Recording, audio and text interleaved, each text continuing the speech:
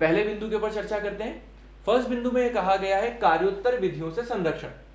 अब यहां पर सिंपल सी बात यह है कि अगर आपको तब तक दोष सिद्ध नहीं कहा जाएगा या किया जाएगा जब तक आपने कोई ऐसा काम न किया हो जो लागू विधि के अधीन दंडनीय हो। सिंपल शब्दों में कहें तो मान लेते हैं कि सड़क के ऊपर कचरा फेंकना आज की तारीख में अपराध नहीं है, ठीक है। आपने कचरा फेंका, आप 10 साल से सड़क के ऊपर कचरा डाल रहे हैं, ये अपराध की श्रेणी में नहीं आता, ठीक है। पर जैसे ही ये अपराध की श्रेणी में आया कि भैया सड़क पे कचरा फेंकना अपराध है और आपने कचरा डाला, सरकार का पूरा राइट बनता है कि वो आपको अरेस्ट कर ले। यहाँ पे भी सरकार वैलिड है। परंतु जब तक कचरा डालना अपराध नहीं था, सरकार ने आपको अरेस्ट किया और सरकार को लगता है इसने गलत किया। अब क्या सरकार को केवल लगता है इसने गलत किया तो आपके इस गलत होने की फीलिंग के लिए ही आपको दंड दे दिया जाएगा? नहीं, ये आपको दंड नहीं दे सकते, क्योंकि जब तक कानून या विधान में कहीं प्रावधान न हो कि कचरा फेंकने पर 10 साल की सजा है, 10,000 रुपए का जुर्माना है, ब्ला ब्ला ब्ला, अगर ऐसी चीजें नहीं है तो आपको किसी भी प्रकार से दंडित नहीं किया जा सकता। आपको अरेस्ट किया गया, न्यायालय में पूछा गया कि कोई विधान है क्या, तो सरकार ने बोला हाँ हमारे पास एक विधान है। आपको अरेस्ट किया था 10 तारीख के दिन, किस तारीख के दिन? मान लेते हैं 10 अगस्त के दिन आपको अरेस्ट किया। 10 अगस्त के दिन आपको अरेस्ट किया, उसके 10 दिन बाद लगभग 20 अगस्त को सरकार ने कानून बनाया। 20 अगस्त को सरकार ने एक कानून बनाया और इसमें कहा कि जो भी सड़क पर कचरा डालता है उसे 2 साल की सजा है और 20,000 रुपए का जुर्माना है, ठीक है। 2 साल की सजा, 20,000 का जुर्माना। अब केस जो था वो तो लंबा चलेगा, जाहिर सी बात है। 10 दिन के अंदर सरकार के सामने या न्यायालय के सामने एक कानून आ गया, तो क्या है, आपको 2 साल की सजा और 20,000 का जुर्माना होगा। न्यायालय बोलेगी कि देखो भाई साहब, भारतीय संविधान का आर्टिकल 20, कौन सा आर्टिकल? आर्टिकल 20 ये कहता है कि इसका सब क्लॉज 1 ये प्रावधान करता है कि कार्योत्तर विधियों से संरक्षण प्रदान किया गया है। और जो आपने कानून बनाया है ना 20 तारीख को संसद के अंदर या विधानमंडल के अंदर बैठ के, ये कार्योत्तर विधियों का उल्लंघन है, ये कार्योत्तर विधियों के अंतर्गत आ जाएगा। और किसी भी दांडिक विधि का भूतलक्षी प्रभाव नहीं होता है। क्या नहीं होता है? किसी भी दांडिक विधि का भूतलक्षी प्रभाव नहीं होता। ये भी कौन कहता है? हमारा आर्टिकल 20(1). आर्टिकल 20(1) के तहत ये कह दिया कि किसी भी दांडिक विधि का भूतलक्षी प्रभाव नहीं होगा, तो यहां पर आपको सजा नहीं दे सकता, ठीक है। परंतु 20 अगस्त के बाद आपने ऐसी हरकत दोबारा की, ठीक है, कानून बन गया। कानून बनने के बाद जैसे ही कानून साइन हुआ, कानून लागू हो गया, फोर्स में आ गया, वैसे ही अगर आपने वापस से वही हरकत करी तो अब आपके ऊपर दंड की व्यवस्था की जाएगी और आप इसके तहत ट्रीट नहीं होंगे, क्योंकि वो कानून तो इस्टेब्लिश है, ठीक है। तो यहां पर एक चीज और निकल के आती है कि अब अगर किसी भी प्रकार का नया कानून बनाकर आपको दंडित तो नहीं किया जा सकता। पहली बात आपको समझ में आ गई हो।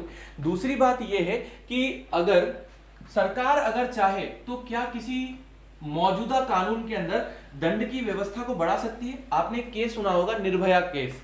निर्भया केस में यह हुआ था कि एक जो बाल अपराधी था, बाल अपराधी को 2 या 3 साल की सजा हुई, ठीक है। अब अगर उस अपराधी को ऐसा प्रावधान कर दिया जाता है कि इसको मृत्यु दंड दे दिया जाए, ठीक है, क्योंकि जब बाल अपराधी को पकड़ा था तो वहीं पे हमने कुछ कानून में प्रावधान किए थे कि अब कोई ऐसा काम करेगा तो उसको मृत्यु दंड तक दिया जा सकता है। तो उस बाल अपराधी को मृत्यु दंड क्यों नहीं दिया गया? उस बाल अपराधी को बचाने के लिए हमारी कार्योत्तर विधियों का, भारतीय संविधान का आर्टिकल 20(1) काम में आया। और इसमें यह कहा गया है कि अगर संसद या विधानमंडल किसी प्रकार की कोई विधि बनाता है और वो विधि किसी दंड की मात्रा में वृद्धि करती है, क्या करती है?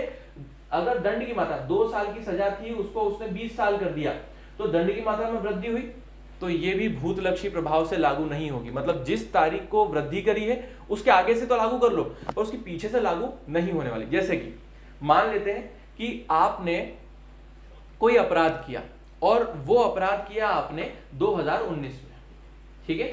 2019 में आपको पकड़ लिया गया, आपके ऊपर ट्रायल चला और ट्रायल चला 2020 तक, 1 साल चला। 2020 में जब आपको दंड देने की बारी आई तब पता चला कि जब आपने अपराध किया था 2019 में, उस अपराध के लिए 1 महीने की सजा थी। कितनी? 1 महीने की सजा थी। अब आपको 1 महीने की जो सजा थी, अब जैसे 2020 में पहुंचे वहां पे पता चला अब इसकी सजा 1 साल हो गई है। क्या हो गई है? 1 ईयर हो गई। अब आपको क्या दंड दिया जाएगा, 1 साल या 1 महीना? तो आर्टिकल 20(1) कहता है कार्योत्तर विधियों से संरक्षण, और इस संरक्षण के माध्यम से आपको उस समय लागू विधि के अधीन ही दंडित किया जाएगा, उसके बाद बनने वाली विधियों के अधीन नहीं। तो यहां तक आपको समझ में आया होगा कि कार्योत्तर विधियां किस प्रकार से काम करती हैं, क्योंकि कानून के अंदर एक बहुत बड़ा पेचीदा सा सवाल है। कानून दिन प्रतिदिन बदलते रहते हैं। जैसे मान लीजिए कि आज की तारीख में किसी भी चीज में, जैसे मान लेते हैं कि आपने एक्सीडेंट किया, अगर आपसे एक्सीडेंट हो जाता है, आपने किसी को उपहति कारित कर दी या घोर उपहति कारित कर दी, तो उपहति घोर उपहति कारित करने पे आपको 2 साल तक की सजा है, मान लेते हैं। अब अगर आपने जैसे ही एक्सीडेंट किया, केस चल रहा है, और उसी दौरान कानून में परिवर्तन आया कि अब उपहति और घोर उपहति कारित करने पे 10 साल की सजा या 20 साल की सजा है, तो आपको इतना बढ़ के सजा नहीं होगी, क्योंकि आपको आर्टिकल 20(1) बचा लेगा। इन शॉर्ट, अब एक और बात करते हैं। सजा बढ़ने में तो ये काम कर रहा है कि भैया बढ़ गई सजा तो आपको बढ़ी हुई सजा नहीं मिलेगी।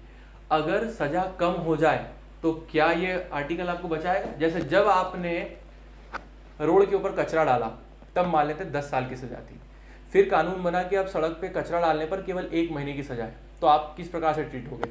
10 साल की सजा, जिस समय अपराध किया था उस समय 10 साल की सजा थी, और जब आपने अपराध, जब सजा देने की बारी है तब उसकी सजा कम हो गई।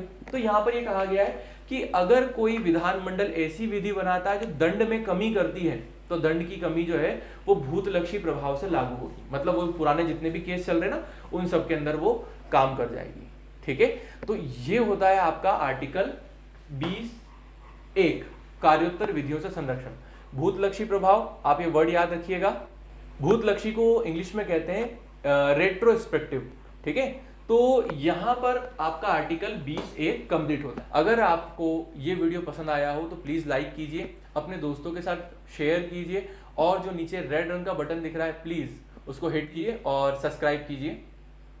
Thank you.